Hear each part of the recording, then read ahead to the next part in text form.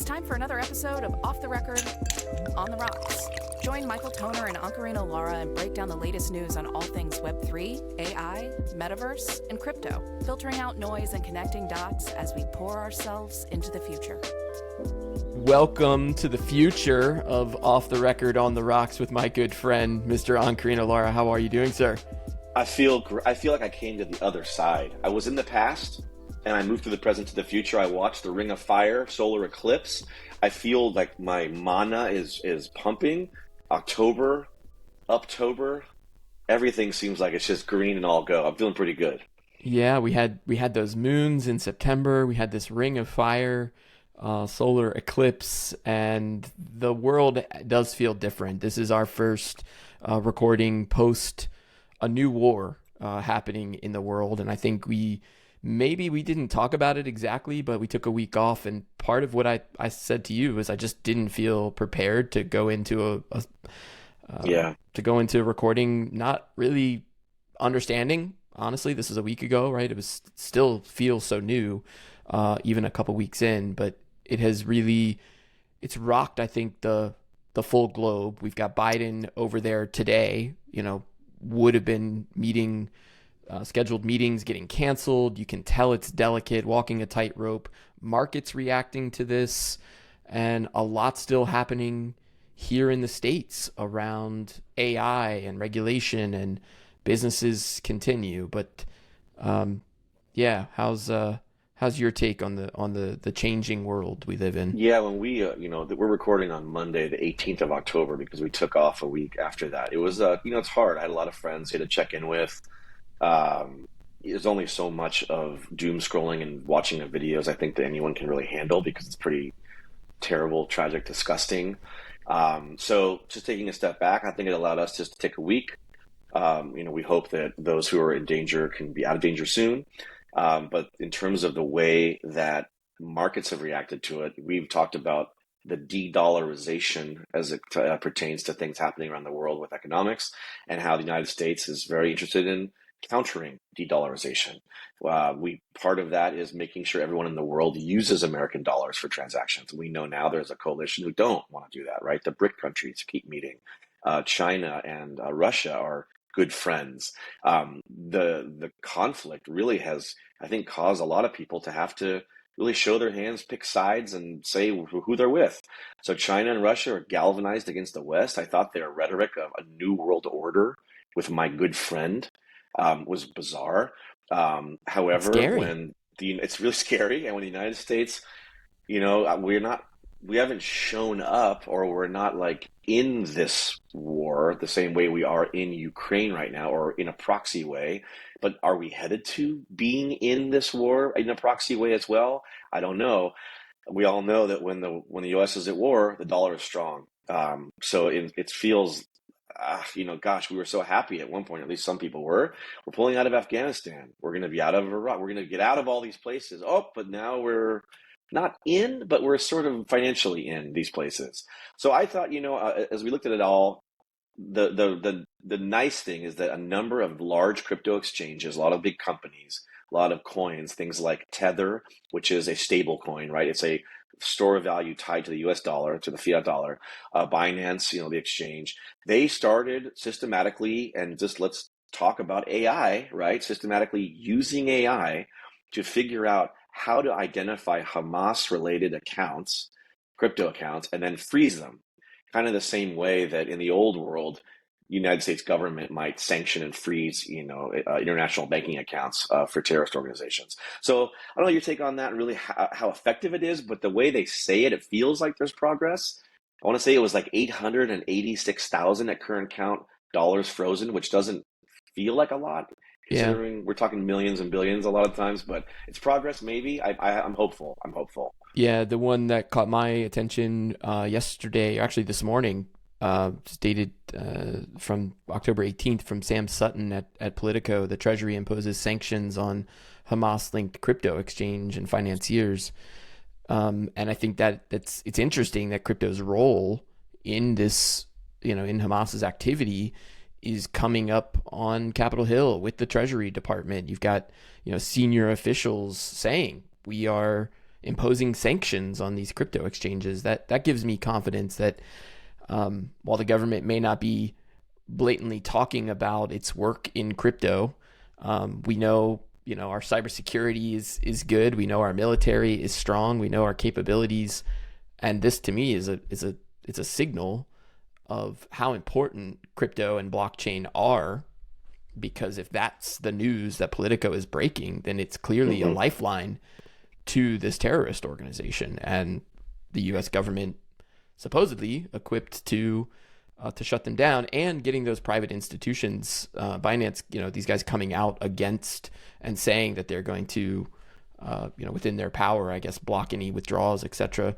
This is not related to that exactly, but I was just looking up Binance here as we were talking, and it looks like Binance just in the past day here has halted direct dollar withdrawals for U.S. citizens. I did not see this yesterday. I think did you they've hear also this? frozen UK too. Yeah, they started pausing or halting all the withdrawals. I want to say it was UK and then also now US, where they basically are trying to just get out of US business, so they get out from underneath the scrutiny of US regulators. They've been talking about doing this for a while, but it was never blocking the withdrawal. That's new. It was always blocking access. Well, So yeah, they must just be straight up taking all that money and running. it's super interesting to me that we talked about Binance, these guys, in terms of Hamas and the war and stopping payments, but now you've got a private company like Binance, or I haven't seen what Coinbase's stance has been, but I just wonder, like, why would Binance stop letting U.S. people withdraw money? And then I see in this exchange that the SEC had sued Binance, right? This is back in June. We talked about that Binance had engaged in a web of deception and artificially inflating trading volumes and diverting customer funds. So I just wonder if them stopping those withdrawals has to do with they've got Gary Gensler out there screaming about AI and the financial meltdown that AI is going to cause. I don't know. I'm just trying to make sense of. Well, no, you're right, because we talked about this, not financial advice, but if you do not have your cryptocurrencies, your NFTs, or whatever else it is that you're collecting and holding onto, on a thumb drive that is disconnected from the web, but instead you have all those assets on an exchange in what's called a custodial wallet.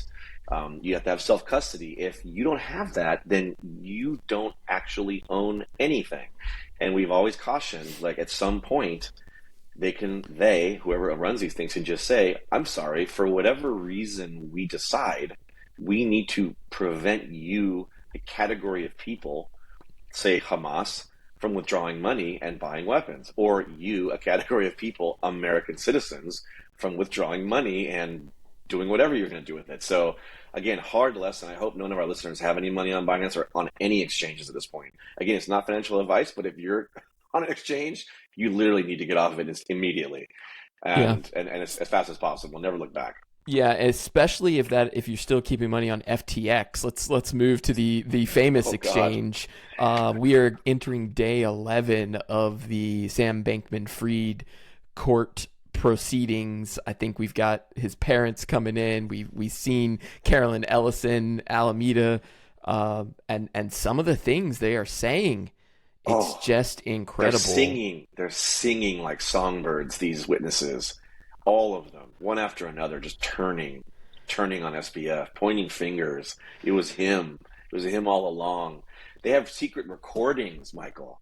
Recordings when they ask Caroline Ellison, hey, where are you going to get the money to do the loan from Alameda to FTX? And she just responds, we're going to use FTX customer money. And she laughs. I mean, it's really wild.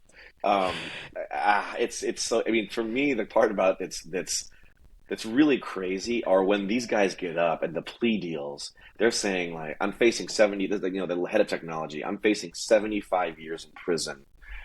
I will do whatever you ask. I will say whatever you want, and I'll pay whatever fine.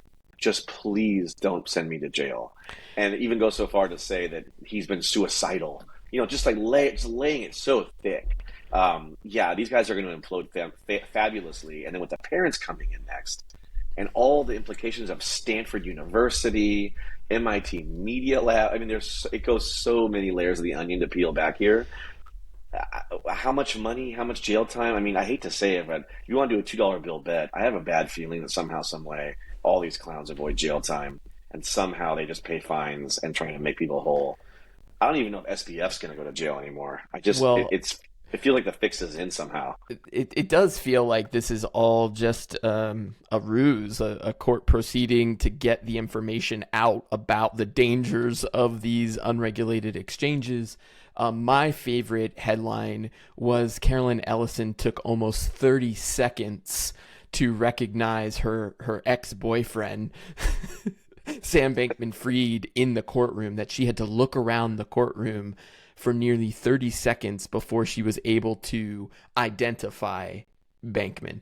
They asked, like, is there anyone in the courtroom with whom you worked with, whatever? And she just looked around for 30 seconds, pretending as though she didn't recognize this guy. Super strange one to me. Yeah, especially considering they own like a whole bunch of weird, is it Bahamian? Would that be a Bahamian mansions? That's right. Where they would have all these loose, well, the term was a polyamorous late night parties. Yeah, she knew who the hell he was, no doubt in my mind. She's like, no, the lights were always off, so it's hard to know. But you got a haircut too. It's so bad. He says it's just this theater, and you look at them all, and you're like, oh my god. Like, if anything, but they want this, like you said, to be this big example. We need, if there's a narrative to play out, an order of events, and we've talked about this calendar, right? We are in October. We're heading to Thanksgiving. Everyone's going to stop working between Thanksgiving and Christmas.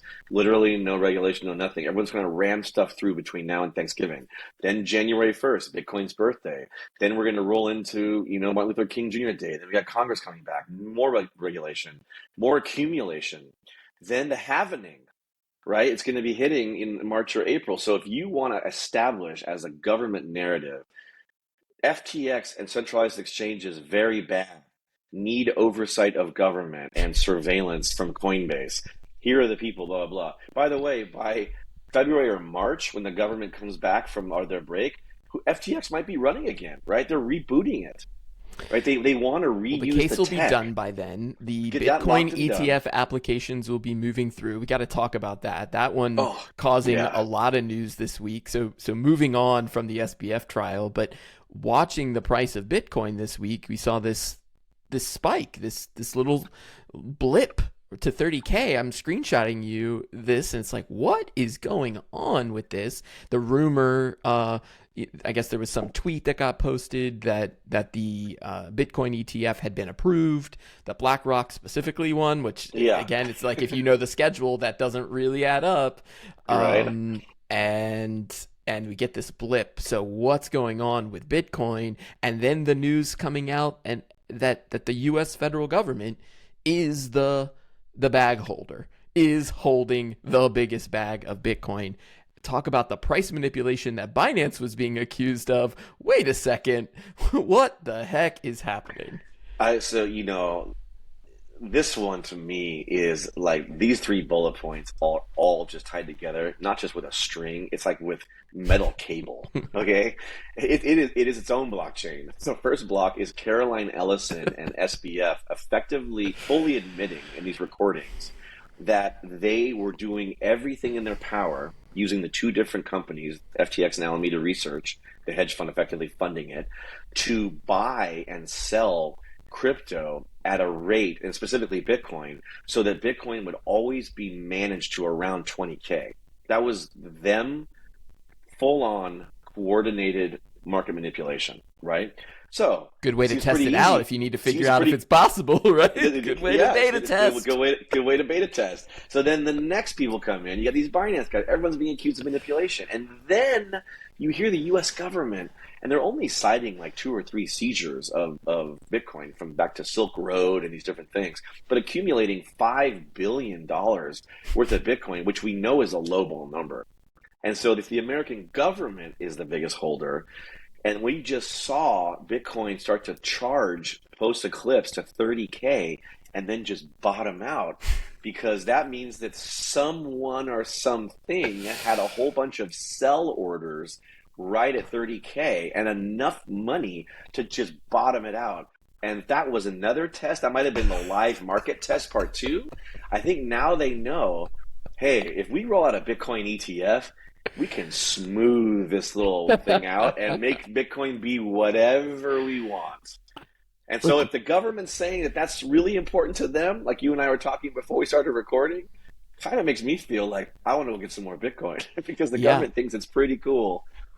The government is on it. We know they're the bag holder. We know that there's, companies have a plan for crypto. I was in downtown Washington yesterday. A lot of talk about AI, a lot of talk about AI regulation. There was a gentleman there from the White House talking about the blueprint for an AI Bill of Rights that the White House put out. So I hadn't looked at that previously.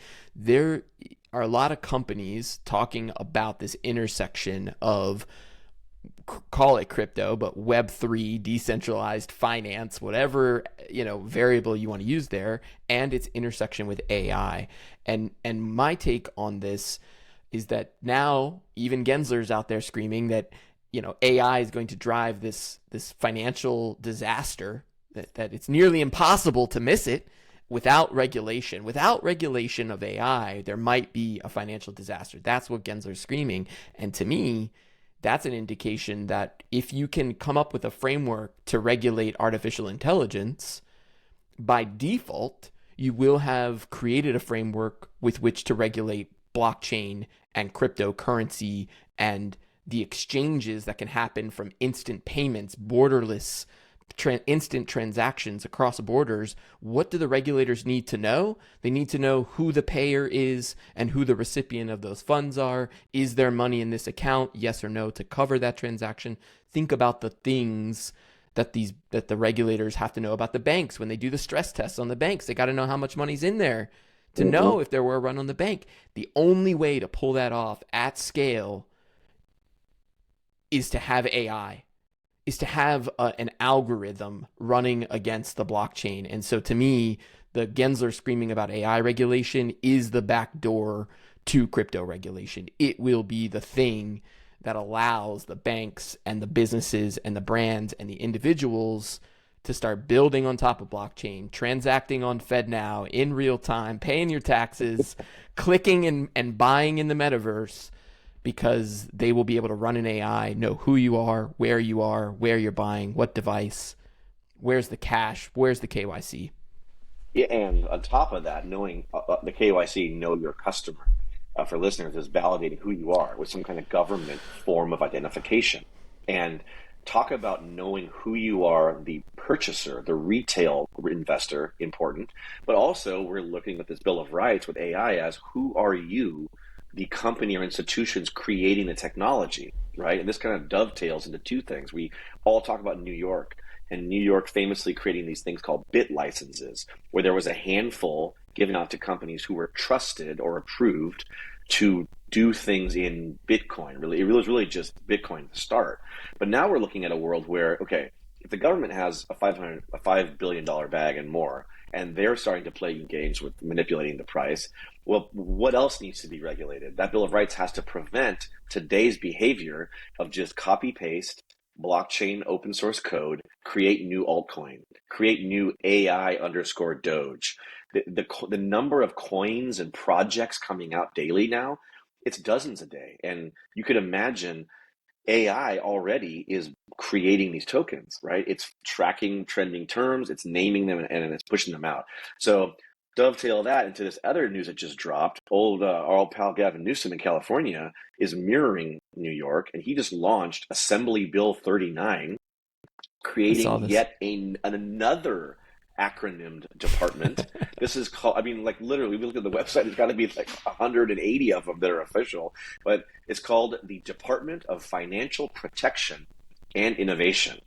Okay, now that's very disingenuous, because what this to me describes is completely counter to innovation. What it's saying is they want to create a robust again, to even use these words is terrible. It's very robust. Don't worry about it. It's very robust. Adjectives. It's like it's really wide. It's super long. It's very robust regulatory framework, including licensure. I don't even know how to say that word. And enforcement authority ding, ding, for ding. certain crypto activities. So if you don't, we have between now and January 1st, right? That's our day of January 1st, 2025. We have 1 year and 3 more months before any tax implications, any regulation officially hits all of us, in a big way in terms of telling the government what we're doing. And if you're going to have 50,000 altcoins floating around the web or the Web3, you're crazy. The government's going to come in and basically say, hey, remember those old days when there was Bitcoin and like 9 other things that we said were okay? Pepe. We're back to that. And no more Pepe AI. So I feel like this is, again, that seeing California, the home of Silicon Valley, the home of innovation, the 5th largest GDPR in the world, is going to have a robust regulatory framework for our protection and innovation. Man, talking out of both sides of your mouth. I'm really not happy with this one. But you can see the schedule of announcements. Everyone is launching their new bills and their new regulation in the sequence. And Gary Gensler, he was 100% behind that. So I think we're going to see all my advice is you better start getting some Bitcoin for the next 15 months, not financial advice. Yeah, the digital financial asset law coming from the office of Gavin Newsom is super, super interesting. They're trying to find this balance, as he says, between protecting consumers from harm while fostering responsible innovation environment. And, I think that will come with regulation. We'll get to know what the rules are. We know they're coming. I think the other takeaway, you're right, that Jan 1, 2025, talk about 15-month runway here. We're early. We're still early. Everyone's been saying that, but we are still early. Because we got to get all these other narratives. We got to get the FTX side out of the way. We got to get the banks stood up with the infrastructure. We got to get FedNow. We got to be able to accept payments. The government, of all people, needs to be able to accept payments in this new format before we can get to that kind of regulatory framework that allows businesses to keep building. But in the meantime, businesses are prepping. They're gearing up for this. The other takeaway on Newsom's bill here, we've talked about the EU, becoming now famous for exporting regulation. You mentioned casually GDPR, and how that came over to California and took legs in terms of data privacy. The markets in crypto asset, the MiCA, coming out of the European Parliament. That MiCA framework is all about digital assets. And now you've got Newsom really taking a page right out of that European playbook to say, oh yeah, these are digital assets, but it is crypto. It's the same thing. I think that's where it just kind of strengthens my case about AI regulation is regulation of digital assets. The assets could be text, they could be numbers, they could be, cash ins and outs on a ledger, but they're digital assets. And so that's where I see this regulation really pushing. It may come under the guise of AI, but in no uncertain terms, it is about the regulation of digital assets. Are these things securities? And we're gonna find out when they're securities. It depends on who you buy them from. It depends on where you buy them. And our California version of the GDPR in Europe is the CCPA, or the California Consumer Privacy Act, I believe. And that, incidentally, was updated unceremoniously on the .gov website on May 10th of this year, because it added a whole new section, which is called Proposition 24, the CPRA, which is an amendment to it. And so we're seeing two things conflating, which is we are here to protect you so that you should know what personal information we're collecting from you. And if you don't want to have it collected, you can have a right to delete it, and you can opt out and all these things, right? We all kind of know. A lot of this started from stuff like, Google is responsible for a lot of it, right? Cooking people, tracking stuff. It's about delivering better targeted ads, collecting email, spamming you. We all know the reasons, the old web, why you would want this. But now in the new web, or the Web 3, and these are, they have to run alongside the idea that the blockchain is 100% transparent. In theory, right? It's supposed to be decentralized and transparent, and anyone can have access to it. But what the United States government is now saying through Newsom's latest proposition, through the bill, through all these updates to the CCPA is, yeah, we want you to have the ability to transact transparently, but we need to know KYC, know your customer. We actually need to know a lot about you. And unfortunately, if you have a cryptocurrency or an NFT, we're not going to let you anonymously sell it. We're not going to even let you anonymously transact it in any way, shape, or form. We have to know exactly who you are. So then if you come back around with the CCC, how it's kind of this paradox, right? You come around to the CCPA law and say, well, I would like to have my information deleted from you, Fidelity, banking, U.S. Bank, because I don't like the way I'm like, well, I'm sorry, we can't delete that because then we'd have to, turn off your wallet. Because the only reason your wallet works in our custodial environment is because we know who you are, we know your customer. So you can start to see this interesting paradox, this juxtaposition of the two things, which is totally decentralized, but no, I need a photo of you and your driver's license. But this is the crux of what I spoke at this DC Startup Week event yesterday, and the thing that I talked about as my main takeaway was the changing definition of ownership. And you and I have talked a lot about this on the podcast, and we started at the top of the show talking about the difference between self-custody and a custodial environment, and what you just described of these things, these counter things now just creating friction inside of companies. That is the friction that's being created, is that it doesn't matter what you sell. You're a bank. I actually had to go into the bank today. I have not done that in a long time, but I had to get my cash out. It's not my cash, right? It's so that idea of self-custody, of having ownership and control. You mentioned NFTs, but it could be any digital asset. The only way I'm going to own it is if I have the keys, if I have the custody over it in a private, off-chain, or off the internet.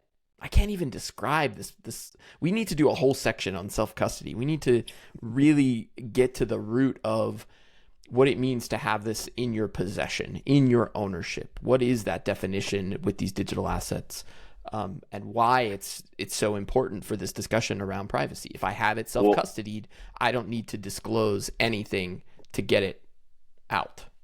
But here's where it even gets even more tricky and nuanced, and something that most people, most standard retail investors, as they're being educated, remember we talked about this underlying theme of all these court cases and laws and bills. There's a slow drumbeat of the government trying to educate the markets, right? And there will be some tipping point.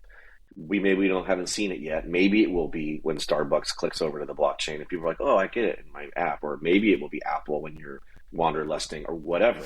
But there's going to be some amount of information the government's going to try to push down the road to. And they're going to say, hey, we have this new thing called the Bitcoin Spot ETF, and BlackRock's the first. And it happens to be launching the day after the halvening. Isn't that interesting? And people are going to say, oh, great, I'm going to go buy some. But I want to put it on my self-storage device. And like, oh, well, a Bitcoin Spot ETF, by definition, is custodial because it's a derivative product and it isn't actually Bitcoin. Right. So there's an IOU that we're going to create that has an OX address that points to something that's not the Bitcoin blockchain, but the Bitcoin Spot ETF blockchain. And you're going to say, oh, that makes sense. And you're going to take it on your self-custody drive and go put it wherever you're going to put it in your fireproof safe. And then push comes to shove and you realize, wait a second, there's no Bitcoin on that. It's just this weird address that goes to an IOU. It's on the blockchain that the BlackRock has that says whenever they want to be like, oh, no, wait a second. We're going to freeze withdrawals from all U.S. citizens because we have to do this and this and this. And you always say, but I thought I owned it. No. You own the ETF derivative product. So now it's complicated enough than when we're talking about it. So I imagine they're going to find that way to really simplify and make it so that everyone just keeps it on custodial wallets. Coinbase. I mean, even Elizabeth Warren wants you to go to jail if you use VPNs and you're an American, and if you have self-custody. She says those are 2 acts of treason. Yeah, Ledger That's would crazy be. talk. I'm gonna do some research on some of these other hardware wallets because you got to imagine that Ledger and whomever their parent company is, and if there's other competitors, they're now a hardware company that has to solve for this wallet. But is my phone going to be able to do it? Could my phone, Yes, in and of itself, just be the hardware wallet that I need? Isn't it I mean, already? I have an app on my iPhone that's called Wallet. I think that I could put something in there. Interesting. But they've got to wait. They have got to wait for that clarification. And again, I come back to Apple they're the $5 billion gorilla waiting in the wings at the moment that they can step in. I did see something. We got to start to wrap it up. But I saw something the other day that some Goldman Sachs exec was saying that the Apple partnership was like the worst decision they ever made. And I was like, I didn't see that. That's great. I'm gonna look, but it was I was trying to think it through. I'm like, why would Goldman now be realizing that this was somehow a mistake? Like, why would they be caught off guard? Apple Card savings account was a quote beep mistake. A Goldman Sachs exec reportedly responded to the announcement of the Apple Card savings account by immediately declaring it a mistake. This is 2 days ago from 9 to 5 Mac. Ben Lovejoy, so respected Apple, media outlet, and is saying Goldman has lost big on the Apple Card. Why would they be not making money off of this other than Apple's giving it away? They're just giving it into the hands of the consumers. Literally everybody I know is like, well, so do the simple math on this. Like, what's the return? The percentages are really high. I'm like, okay. And then, a friend of ours is like, well, I'm just going to put 10,000 in the Apple Card. And then like the amount of money each month is kind of a lot. It's significant, more than your bank.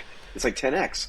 So people are like, yeah, I'll do that. So I'm sure Goldman, but if you there's probably needed other products coming. I got it. If you needed to install a user base immediately to have an Apple hardware wallet that just transacts with real money, then you give it away. You give it away. You put it into the hands of the users to get the feedback, and people love it, except for poor old Goldman Sachs that's losing a shit ton of money as Apple installs these hardware wallets into their user base. I mean, literally, it's like, Mr. Bond, your friend Goldman Sachs is actually my Huckleberry Goldman Sachs. They just used and abused him. They got him out there. They basically pay. You know what that is? It's called customer acquisition cost. Yes. They call it CAC. CAC. It is. What's the cost of acquiring a customer? Well, it's going to be this much. Let's see if we can get Goldman to pay it. And they just went, bam, and signed him up. It's like Domino's. Hey, we'll give you 2 pizzas for the price of 1. Guess what? We're all eating pizza. It's like it just started giving it away. Like Amazon, free delivery for like a year. Okay, now I'll make you pay. Oh, you know how this works. You got to have. It's called a loss leader, and unfortunately, I think those guys got hoodwinked. Maybe it's coming out of his bonus. I mean, that's why he's pissed. I am gonna leave it there. This has been a fun one. Good to pick it up again, and we'll do it again next week. Take care. That's all the time we have for Off the Record on the Rocks. Join us next week for more news on all things crypto. Bring up the house lights. It's last call.